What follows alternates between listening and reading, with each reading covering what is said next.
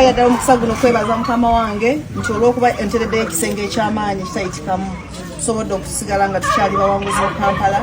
era tuzze okusuubiza wano wadde ng'oli mugonvu tugenda kusigala nga capital city ya Uganda tutadde ku ntikko weewaawo tugenda kufuna okusoomozebwa kwonna okugenda okujja tukutandiseeko naye insha Allah Katonda ye mubenzi waffe onootuwa obudde onootuwa n'amagezi agasinga kwago okusobola okukwasaganyiriza olugendo eyazanyo ssebo tweyanze ene wandoze naye okusingira ddala weebale kundeetera abakulembeze bannaffe weebale kundeetera ku mubiri oyo omuzoganyi weebale kundeetera ku bakyali bange bali emabega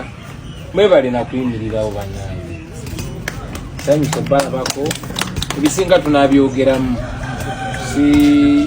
zaali obulungi ennyo naye ate era siri bubi nnyo